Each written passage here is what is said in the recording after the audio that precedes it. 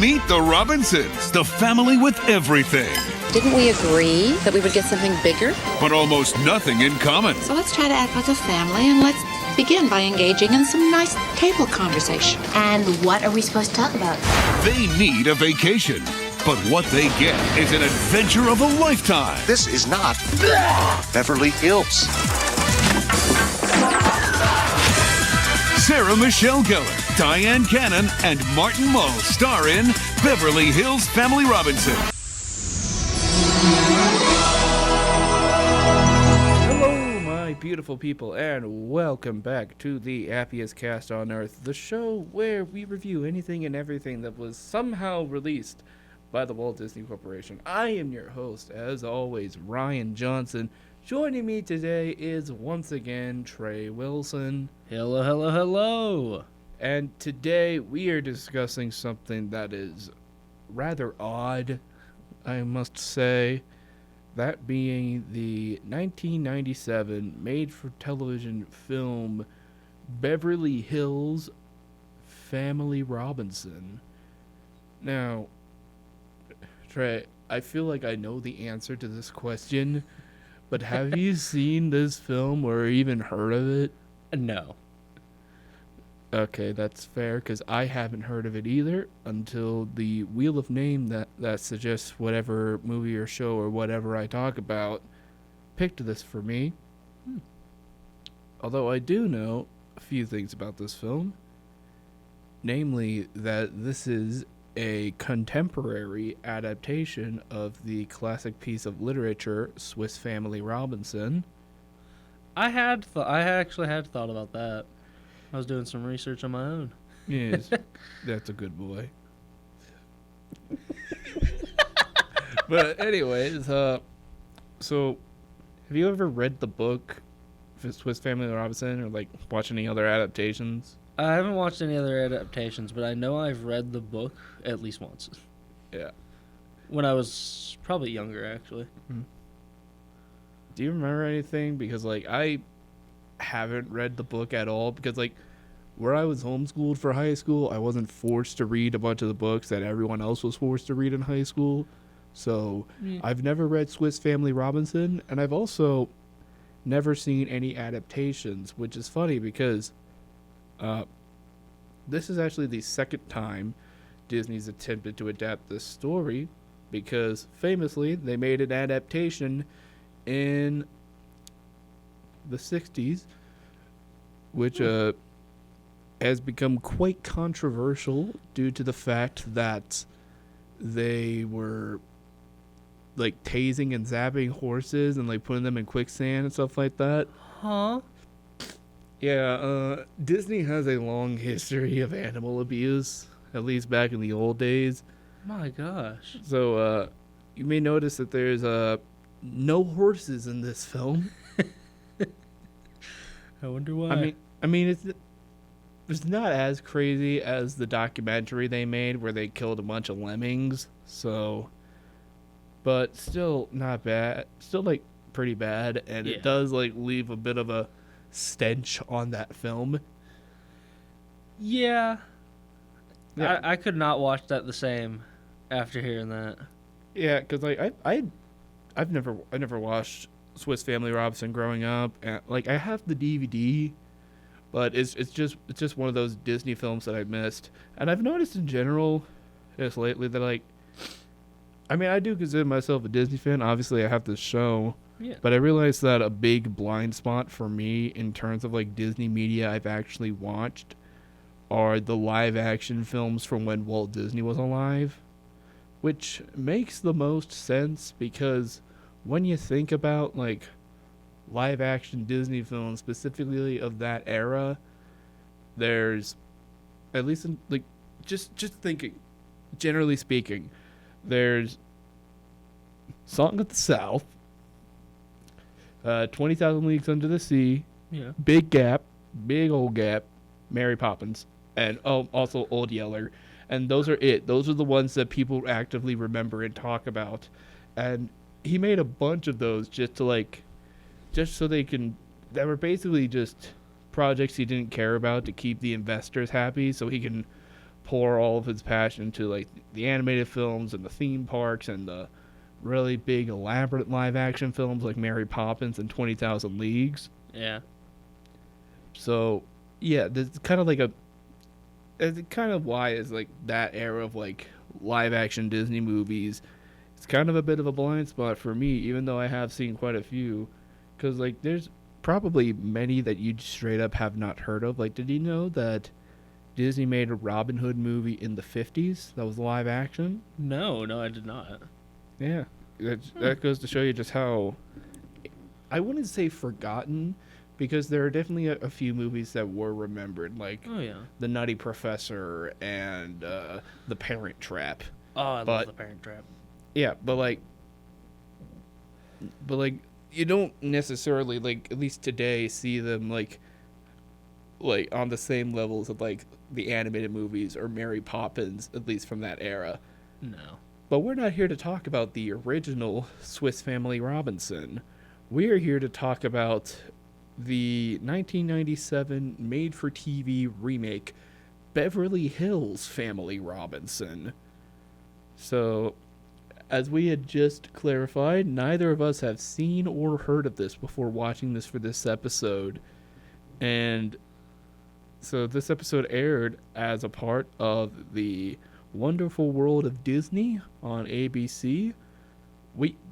2 weeks ago, we just got done with a theme month dedicated to this program, and now we're doing something that specifically aired as like an original piece of programming for that show. I can't escape it. Nope. I can't escape the Disney anthology show. No, you ain't getting away from it, man. And you know, in all fairness, this movie did air on the show when it was in a bit of a revival period. Like during the 90s, like it obviously wasn't the biggest thing on television, but there were quite a few like cult classics produced during this time, and even some genuine classics that aired as a part of the program, like stuff such as like a lot of different Muppet specials aired as a part of the program.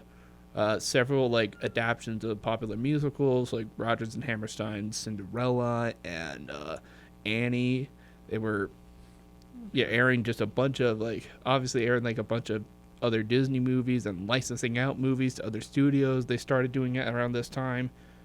And it kind of reached a peak that the program never really quite got since, because you know, obviously right now people don't really tune into cable as much, and it is mostly just the show now is mostly just showcasing Disney movies, especially what's on Disney Plus.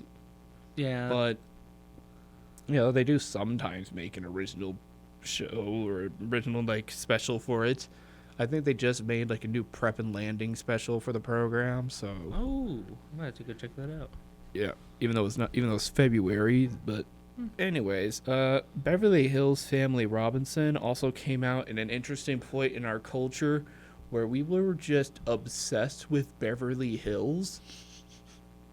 You notice that in 90s media, everybody was obsessed specifically with Beverly Hills. Yeah, I was when I was looking at the title, I was like, Beverly Hills. We're getting more into that. It's where you ought to be. Yeah. As the radio listeners know, we just played some Weezer. Hope you guys like Weezer. There's not a lot of songs that have to do with Beverly Hills in the radio station lineup for some reason. But, yeah, this was around the time of, the Beverly Hills Cop sequels in the 90s, but also Beverly Hills Ninja with Chris Farley. Oh, I forgot about that movie. Yeah, and of course, the feature-length adaptation of the Beverly Hillbillies was also during the 90s, and of course, later on, we would have Beverly Hills Chihuahua. So I do remember that. Actually, I think I have seen that one. yeah, it's a very interesting category of movies about Beverly Hills that have Beverly Hills in the title. And it was mainly a 90s thing, and then it got briefly resurrected with the Beverly Hills Chihuahua movies. And of course, I think last year we got a new Beverly Hills Cop movie. I think, yeah, if I'm right, yeah. Yeah, it was Axel F or something like that. Oh. I love how we're just completely like tangentially talking about every minute detail that's somehow related to this film instead of the film itself. Because I just want to let our dear listeners know, Beverly Hills Family Robinson is so not a good movie, like at all. It's not the funnest type of film that I've ever had to watch. I might even say, and this is a big might, that this is the worst film I've had to watch for this show. Ooh. Yeah. And we will hear more about our thoughts on this film right after this quick little break. It's tough being a college student. Some of us are fresh out of high school, and some of us haven't been exposed to the school scene for a long time. Either way, no student should ever feel afraid or uncomfortable with the environment around them. If you're experiencing difficulties with another student or fear for your safety on campus, you can go online to concord.edu to the Student Life menu and select Office of Public Safety.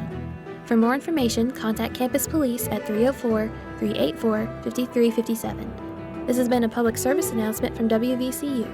And now, our feature presentation. Alrighty, welcome back to the show. So, let's go ahead and dive right into talking about Beverly Hills Family Robinson. Ugh. First of all, I just want to say this title friggin' sucks. This is such a mouthful of a title. It's just an unnecessarily long title. There's like, I don't know, call me like 2P brained or something, but I just think there's too many syllables. Because like, it's like, just for like the type of film this is, I don't know, I feel like they should have just kept the original title of the book, Swiss Family Robinson. Yeah, I don't know why they didn't. Maybe to just make it seem more modern. It's because Beverly Hills, Trey. It's Beverly Hills. It's where you ought to be. It's where you ought to be, man. Or wanna be if you're a Weezer fan. But, yeah, also, simply by the nature of this being an adaptation of Swiss Family Robinson, the movie has nothing to do with Beverly Hills. No. Basically. I mean, it's where they're from, and they mention it in some throwaway lines every now and then. But other than that, this movie could easily just be set in, like... They could be from freaking New York. You know, they could, like, have, like, a local access show in New York or something like that. I don't freaking know. Like, besides, doesn't that just roll off the tongue better? New York Family Robinson. It does. More than Beverly Hills Family Robinson. I feel like, I don't know, I feel like when you put Beverly Hills as the title of something, that should be followed by just one other word. Yeah. I mean... Beverly Hills Cop, Beverly Hills Ninja, Beverly Hills Chihuahua, Beverly Hillbillies, Beverly Hills Family Robinson. See, it's just the odd one out then. Yeah. It also doesn't help that it's clearly just like you're cutting a pre-existing title in half and just putting a city at the beginning of it. That's how you make a title, I guess. Yeah, basically. So, we're talking about the Beverly Hills aspects of this film. So why is it Beverly Hills Family Robinson? Well, dear viewer, I will tell you that they're a family. There's a family named Robinson, and the Robinsons are actually kind of famous. Like their mom, Marsha Robinson, is actually the host of essentially like a cooking show, but not really, more of like a home ed show. Yeah. And a lot of the time she'll showcase her family, but most of the time she spends with her family are on the TV cameras. and they're going on an all-expense paid vacation on a yacht. But there's gonna be cameras there so they can film episodes of her show. And meanwhile, this is where I want to get into some casting. The dad is played by Martin Mull. You know who Martin Mull is? The name rings a bell. He was in Clue. He was Colonel Mustard in the Clue movie. Oh. Yes. But he was also the principal on Sabrina the Teenage Witch. Huh. So I didn't even realize that, actually. Which I'm pretty sure by complete coincidence also aired as a movie on the Wonderful World of Disney. So I can't escape this. Cannot Can't escape. escape this. Like I also can't escape the Disney television universe for which Sabrina the Teenage Witch takes place in. What doesn't Yes. take place in that universe? Sunny with a Chance, oddly enough. It's not canon. Well, okay then. But dear listeners, you will hear me talk about that universe on YouTube in the future. Just you wait. It's one heck of a rabbit hole. But anyways, so this falls into a very tired trope, even by then, that we love doing. Apparently, every family film in the 90s loved doing this. The workaholic parent. Yeah. Where, the parent works way too hard and doesn't spend enough time with his family. Even though they're like a good parent that just works a lot. Like, there's a difference between being an absent parent and being a good parent who just works a lot. Yeah, I mean, you're providing for your kids. Yeah, like, I know that there's a lot of celebrities out there who are, like, objectively good parents, but they just work a lot because it comes with the job. Yeah. But, like, this was a very tired trope by 1997 because it had been done in Jack Frost, it had been done in the Santa Claus, been done in, it'd been done in Hook. I think Dr. Dolittle was out by then. It had been done in Ghost Dad. It had been done to death. But one thing that those movies didn't, that this film did, is make it the workaholic mom. We don't get the workaholic mom a whole lot. No. It still is the workaholic parent trope at its core. And we talked about a workaholic parent movie last week when me and Ariana Mooney talked about Christopher Robin, the 2018 film, which, even in 2018, we're still doing this crap. But the trend was alive and thriving in 1997. Another very interesting cast is that the daughter, Jane Robinson, is played by the same actress who would play Daphne Blake in the live-action Scooby-Doo movies.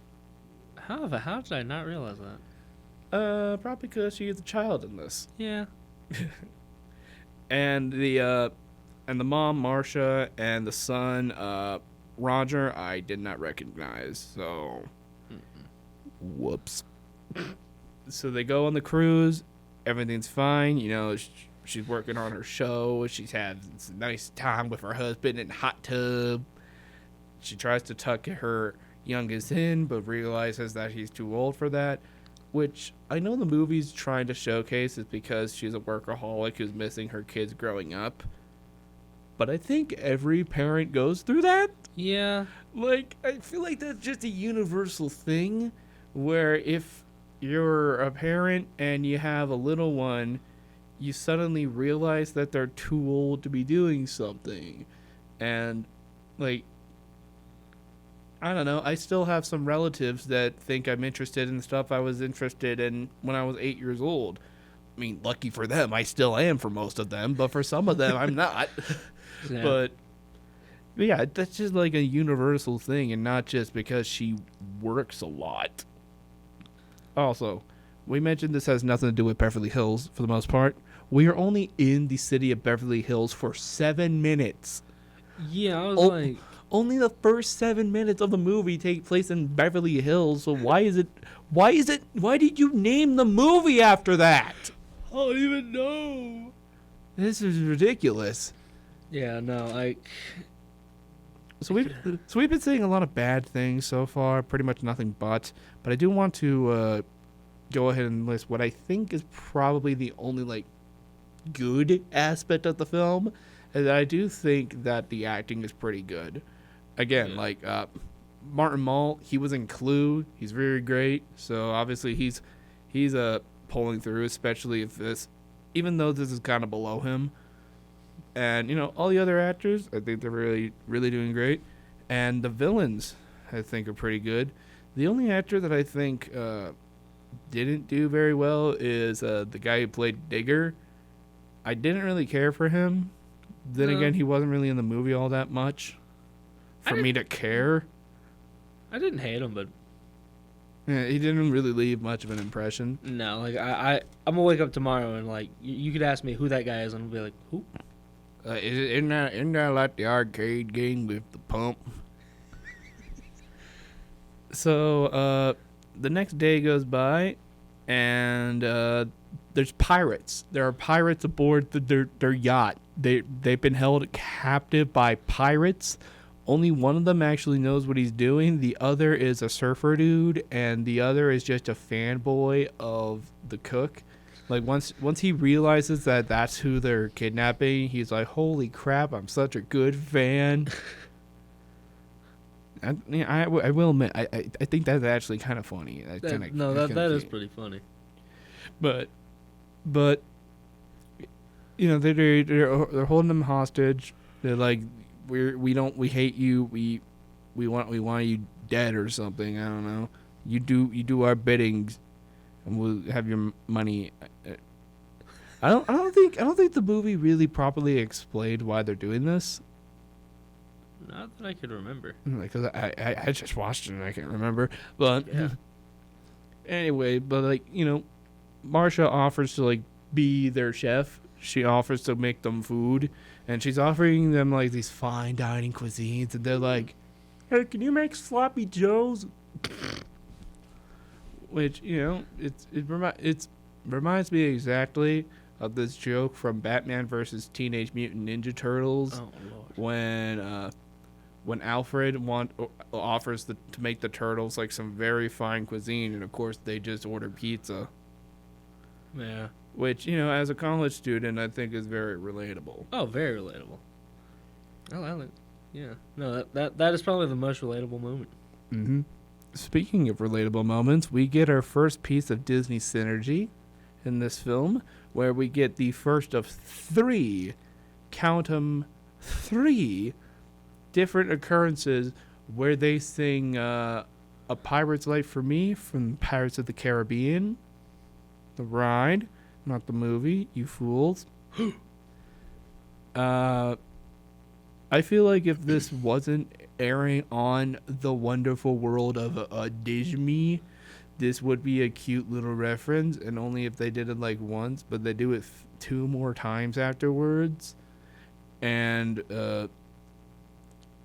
you don't need it 3 times. No. Rule of thirds, I guess. Yeah. It's also technically not the only piece of Disney synergy, because later on in the film, we get what would become Disney synergy because they reference Tarzan. And this came out 2 years before Tarzan, but, animation being animation, they were definitely working on that film while this was being shot. So, I don't know. Maybe some of the people at Disney Television knew what Disney Animation were up to and decided to throw that in this film as a little teaser. Yeah. I love when films do that. I mean, that's cute, but I think it would be because Pixar does that all the time. Disney's been doing it a little bit lately. It would probably be cuter if we didn't already have all these Pirates of the Caribbean references, And if this wasn't already a remake of an old Disney movie. But anyways, they managed to throw the pirates overboard. And turns out, like, the pirates were their entire crew on the yacht, so they're kind of screwed. So, which I could have sworn there were more people on that yacht, but I guess they all got knocked out or killed by the pirates. Oh, man. But Must have been some pretty good pirates. yeah, but not good enough to get beat up by a wine mom with a TV show and a couple of kids. And so yeah, the Robinsons have to control the yacht themselves, and they get caught up in a storm, because of course they do. And of course, if you know anything about Swiss Family Robinson, in fact, probably the one thing you know about this story is that the family are shipwrecked on a deserted island. Yep, that is the most notable thing I can remember from that book. Yes, in fact, it's so noticeable that the copy of the book that I have, and yeah, I have a copy of the book, and I just haven't read it yet. I haven't gotten around for it. It has like them stranded with the treehouse and everything, and yeah, they're stranded. The mom's worried about her TV show. The kid is genuinely worried, but like, "Hey, mom, are we gonna die?" Like, just right out of the gate, like, holy crap, good old Mr. Roger Robinson. Can we talk about how stupid that name is? Like, Roger Robinson. Yeah, like, what in the world? I mean, like, I guess your parents hate you. Apparently. It's like, I wonder what his middle name is. Something to do with an R2? it's like Roger Roderick Robinson. Roger Roderick Robinson. There we go. That's try getting your mouth around that one. But anyways, we find that everything's okay though, because there's a seal. There's a seal. All right. A magic seal? Yeah. Nope, just a seal. And there's a turtle. Turtle. It's a turtle, because I love that like turtle. turtles. But so, anyway, like, I also just want to point out that if I had a nickel for the amount of Disney literary adaptations that ended up adding a little comic relief seal character, I'd have 2 nickels, which isn't a lot, but it's weird that it happened twice. Because it also happened in the film adaptation of 20,000 Leagues Under the Sea that Disney made. They added a seal comic relief named Esmeralda. She didn't talk, but she was there. Or even. Oh. Anyways, so I also want to talk about the music really quick. Some of the score in this film. There's a recurring music motif that sounds exactly, like almost exactly like White Christmas. I could not pinpoint what, like, I was, because I knew it sounded familiar, but I couldn't pinpoint what it was. It like the music goes like, it's like, should I be reviewing this in December? Why is this why is this all over the movie? Well, it is snowing outside. That is true. As we are recording this, we are dead in the middle of this stupid snowstorm that's been plaguing basically everywhere where it snows. And we're supposed to get more tomorrow. Ah! Don't remind me. Don't remind me of any of that crap. Oh, Any of that stupid that poppycock. crap. Anyways, so basically the mom gets the idea to make vlogs while she's stranded, and apparently she found a working camera off the boat. They're still working with plenty of charge left, plenty of tapes left. The tape somehow didn't get wet. The camera somehow didn't get damaged, and it's working. She's essentially like logging her entire experience being stranded. wonder if it was made by Nokia. You know what? Probably. But while she's shooting these, she gets pinched by a crab, and she shoots it. You know, I understand the frustration, but why are you shooting the dang crab, man? Could have been a good meal. Yeah, you're wasting your bullets on crabs when you should be using that on your family. Just hope no bear comes out. Oh, what would that be about? I don't know. And I did want to point out that, like, while she's trying to shoot the crab, she's quoting Dirty Harry to her, because I think that's exactly what the book was missing. Dirty Harry references. Specifically, like, references to movies that, like, wouldn't exist for another 100 years after the book was published.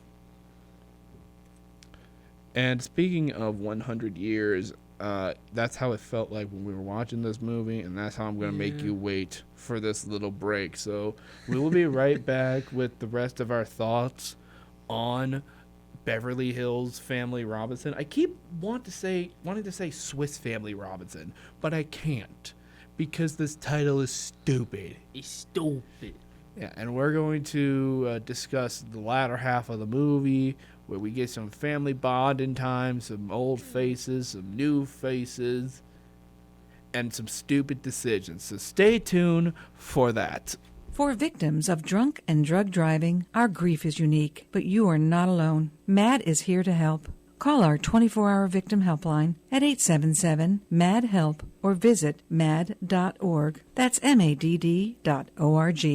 With a host of student-run shows on Concord University Radio 97.7 FM, you can listen at almost any time and be guaranteed to enjoy. Listen anywhere by using the free WVCU app. And be sure to follow WVCU on social media to stay tuned from on and off the air. So, welcome back to the show. Let me tell you something. Let me tell you something about this show. Let me tell you something about this movie.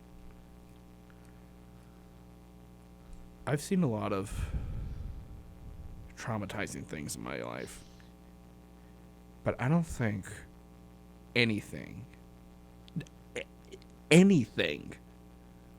will ever compare to watching somebody just destroy a VHS tape. I hate that. Granted. It was basically a blank tape with nothing on it but a whining mother. Yeah. But what if that was your favorite movie? What if that was, I don't know, Roger Rabbit on VHS? What if that was The Great Escape on VHS? What if it was limited edition Star Wars? What if that was Casper and Wendy on VHS?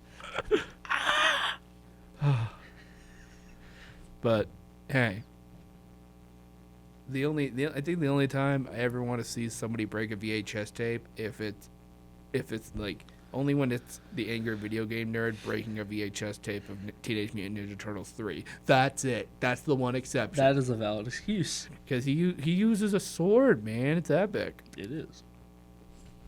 So anything with a sword is epic. Oh yeah. Especially when it's the angry video game nerd with a sword. Oh, yeah, especially. Yeah. So the principal from Sabrina the Teenage Witch is telling his wife that she needs to stop complaining and like start like being with her family, even though they're on a deserted island and she has all the rights to be upset.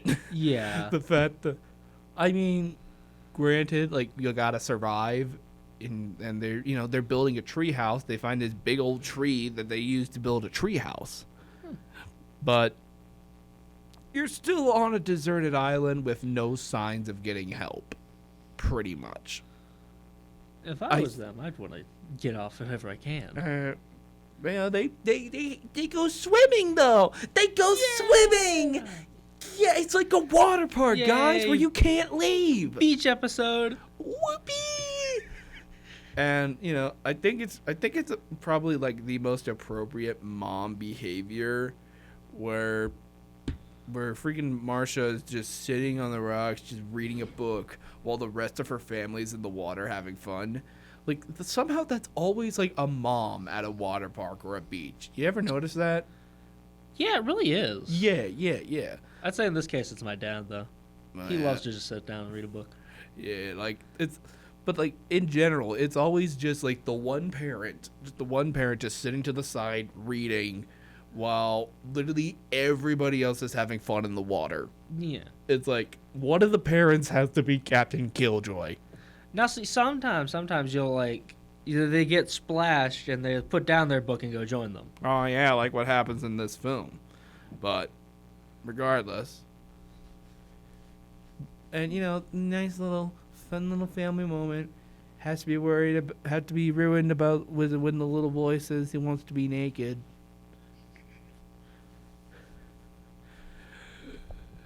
All I wanted was to just watch a stupid little Disney movie for my radio show. I didn't want to think about a naked little boy. I didn't want you to, like, put that into the ecosystem, Mr. Walt Disney Company, Mr. Wonderful World of Disney on ABC. Yeah, we didn't need that. We don't need that at all. Put this movie deep into the Disney vault. And you wonder why this isn't on Disney Plus and we had to watch it on YouTube with a very abrupt opening, because that's like where they decided to cut off from their VHS tape, I guess.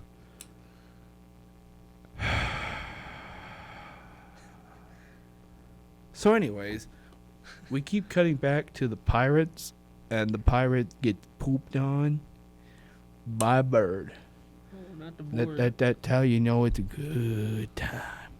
That's how you know they're sort of the bad guys. Yeah, 'cause he gets pooped on. Yeah. Also, it's always in Disney movies. Yeah. Also, while they're in the treehouse, we get a classic example of bad writing, where the mom says the same thing twice in a row, but with slight alterations. I noticed that. Yeah. So if you ever catch yourself doing that, if you're trying to write something, that's bad writing and you're just being lazy. Yeah. Or you just didn't notice because you're lazy. If you somehow don't realize by the time they're reading the script, yeah, lazy, guaranteed. So they somehow managed to figure out a way to get electricity. This is probably the part of the movie where I've officially lost my suspicion of disbelief. Yeah. Because, granted, I'm no electrician. My father is, though. But I feel like to get electricity, you need at least an outlet, some wires or two. Not just a bunch of coconuts. Just some coconuts, some leaves. Get a fridge from your sinking yacht. I don't know. Unless they somehow made like a windmill or something, but I don't think they didn't make it. I don't think they did. I don't think they've made like, anything. It's just they somehow made electricity off of crap on the island. Like, I mean, unless there was a backup power generator that still had power and you could use on the yacht, I don't know. They didn't have it though. Exactly. I don't know how they got power. It's like it's almost like they just tacked that on as a way to justify this movie taking place in the 90s as opposed to when the original book takes place. So, but like, you can at least try to make it make sense. Yeah. Oh, and it gets even better. Oh, yay. it gets even better because this movie also has some casual racism. Yay! Yay! Where the mom refers to some indigenous people as cannibals. God, God. I hate to say it, but that's classic Disney. The olden days. Dude, I thought we were past this crap after Peter Pan, man. I don't know. Like, it's just ridiculous. But you know what's also ridiculous? The fact that the husband almost dies trying to get a fridge from the yacht, and then a man comes on a little stick and helps him, whose name is Digger.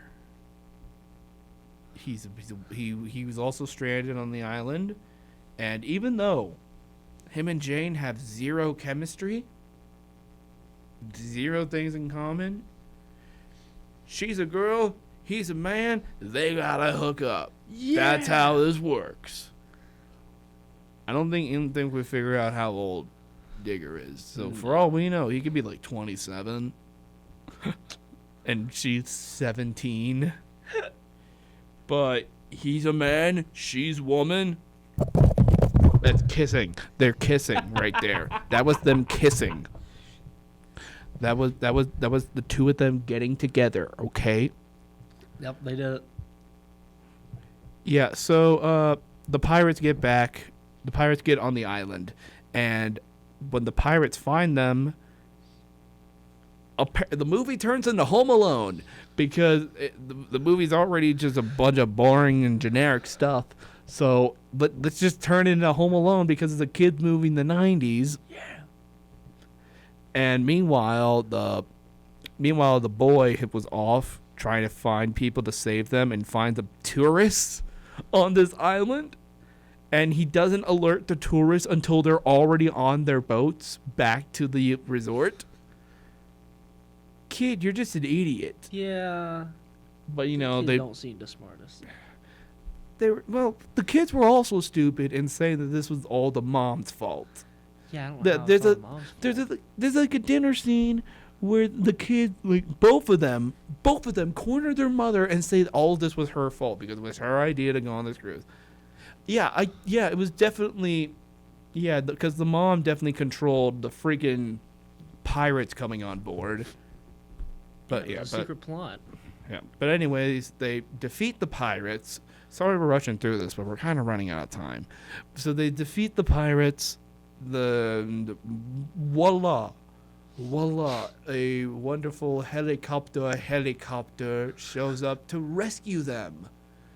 It rescues the family. Digger and Jane, who had such great chemistry, by the way, say goodbye. And they leave Digger on the island. He was also stranded there. Hello? Does he not get to go home simply because he's not from Beverly Hills? Exactly. I'm destroying the microphone right now, but what the frick? That's the exact thing. He's not from Beverly Hills. He can't go back to Beverly Hills. But they can take him there somewhere else. Or it's better being in Beverly Hills is better than being stranded on an island. An island with somehow electricity. Yeah. So, final verdict, Trey. On a scale of 1 to 5, how would you rate Beverly Hills Family Robinson? 2. Honestly, I think you're being too soft. I'd give it a 1.5. That's also valid. I think I can easily say now that this is the worst movie I've talked about on this show, simply because of how boring it was and how much it kind of pissed me off later. How it just kind of made me really, really mad. I was just really, really mad. Okay, so anyways, that's pretty much it for this episode of the Happiest Cast on Earth. Thank you so much for joining me, Trey. Oh, of course. Do you have anything you'd like to plug? Nah, just same as always. Showbiz Trey on YouTube and Twitch.